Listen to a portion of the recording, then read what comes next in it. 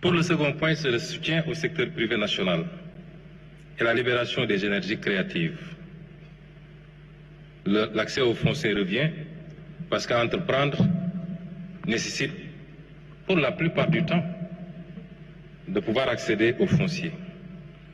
Des mécanismes simplifiés et accélérés pour permettre à ce secteur privé d'accéder au foncier. L'amélioration de l'accès à l'électricité, j'en ai parlé tantôt. L'un des éléments de compétitivité industrielle particulièrement, c'est le coût de l'énergie.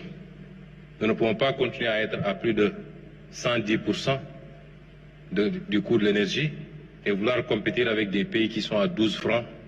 Si je prends le cas du Qatar, et qui a suffisamment de gaz pour le faire, ou 60 francs, si je prends le cas de la Chine.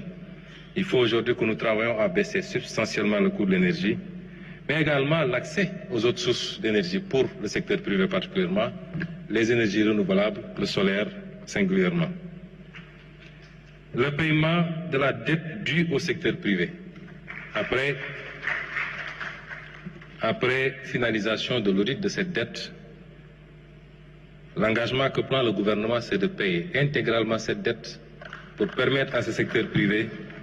Certains nous disent qu'il faut vous assurer que les dettes que vous allez payer, les montants qui sont reçus soient réinjectés dans l'économie. Nous ne pouvons pas le garantir ou l'exiger, mais je suppose que pour un investisseur, la logique voudrait que s'il reçoit des paiements par rapport à une dette, qu'il les réinjecte dans l'outil de production pour pouvoir être plus productif et participer à la construction de notre développement. Le développement des infrastructures dans les pôles, entre les pôles, dans les zones économiques également est un engagement que nous prenons vis-à-vis du secteur privé. La mise en place d'une garantie marché pour faciliter beaucoup de choses, notamment avec les contrats triennaux, parce que beaucoup de membres de la société civile se plaignent de ne pas pouvoir avoir une prévisibilité par rapport au marché public. La réforme du climat des affaires, chantier que nous avons déjà initié avec la réforme du Code des investissements qui est en cours, du Code général des impôts, du Code des douanes, du Code minier, et j'en passe, avec l'objectif de réformer le climat des affaires, mais tout en sauvegardant les intérêts de l'État. La facilitation de l'accès aux intrants également, particulièrement pour le secteur primaire, est un engagement. Et enfin, l'accompagnement à la formalisation avec les guichets uniques et beaucoup d'autres outils qui permettraient d'accompagner une bonne partie de l'informel vers la formalisation. L'autre élément, c'est le développement des secteurs prioritaires. L'agriculture, la pêche et l'élevage. Je ne ferai que les citer parce que je vous en renverrai au document Vision. Au début de mon exposé, je crois que j'ai sauté un slide pour vous dire que ce que nous faisons ne tombe pas du ciel. Nous avions d'abord le document Vision. Nous avons ensuite le master plan décennal 2024-2034. Nous avons la stratégie nationale de développement, qui est une stratégie quinquennale.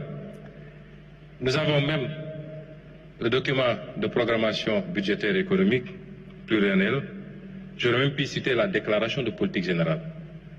Mais ceci participe de ce premier point qu'on a appelé le redressement.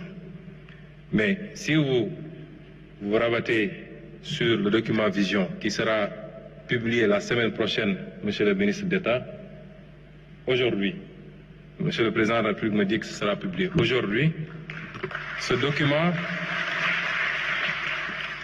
tout ce que je vais développer ici dans ce document, les offres et les projections sur les secteurs de l'agriculture, de la pêche et de l'élevage, la filière viande et lait, les industries légères, parce que dans le phasage, nous considérons qu'aucun pays ne s'est levé pour aller tout de suite vers les industries lourdes. Il faut pouvoir faire un ciblage et aller méthodiquement. Donc, le fer, la métallurgie et la sidérurgie, où nous avons des offres concrètes, même si ça semble être des secteurs assez lourds. Et c'est pourquoi le pari de l'énergie est important. Une fois de plus, c'est la mère des batailles. Le logement social, pas ici sous le volet social, mais c'est des entreprises qui viendront faire des offres. L'agro-industrie, le tourisme, les BTP, le numérique. l'industrie pharmaceutique, chimique légère, l'industrie culturelle et créative, le textile habillement, les matériaux de construction et l'agro-industrie. Quels sont maintenant les impacts attendus? D'abord, sur le plan social, l'application de ce plan, combinée à toutes les autres initiatives, parce que ce que je vous ai montré ici n'a rien à voir avec les différentes réformes, par exemple les différents codes, même si, de manière anticipative, certains points validés ici devraient être pris en compte, mais nous allons anticiper parce que dès les prochaines semaines, nous présenterons à l'Assemblée nationale un paquet de réformes qui doit accompagner la mise en œuvre de ce plan. L'amélioration de la situation sociale des ménages en milieu rural et urbain, la facilitation de l'accès aux services sociaux de base, l'adoption de nouvelles mesures de baisse des prix de denrées, le renforcement du socle de protection sociale, la promotion de l'entrepreneuriat pour les jeunes et les femmes. Je pense que je peux passer sur ces slides puisque j'ai déjà détaillé ces aspects plus haut. Et enfin, les impacts budgétaires attendus. C'est que ces ressources que nous voulons mobiliser conforteront la position de l'État par rapport à nos ambitions de souveraineté. Je le rappelle encore, il ne faut pas qu'on fasse des confusions. La souveraineté ne veut pas dire l'autarcie.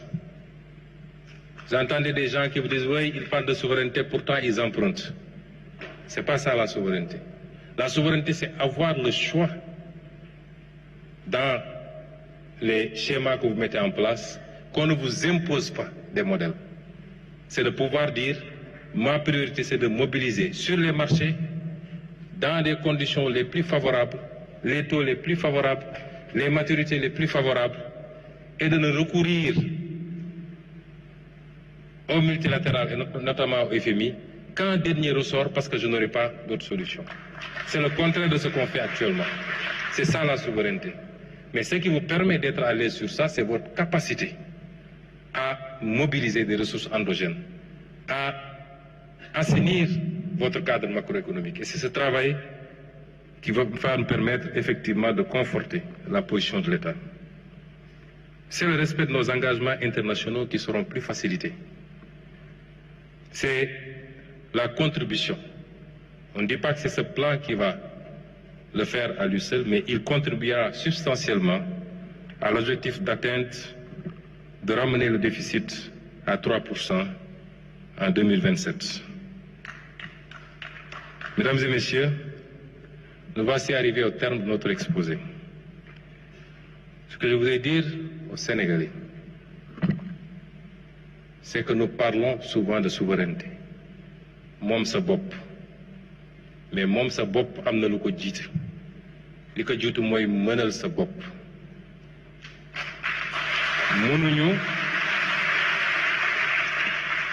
Mënuñu 65 ans après les indépendances jël suñu avenir yépp wéer ko ci liy jóge bitim réew moo xam dañ ñu koy labal ci anam yoo xam ne métti na ci ñun suñuy sëtaat di daw wala dañuy tàllal loxo di ñaan réew muy doxee noonu mooy réew moo xam ne optéwul pour le développement. man ngeen dégg ñu ne ñoom de lépp la ñu bëgg a taxé bu ngeen seetee li ñu def fexe nañu ba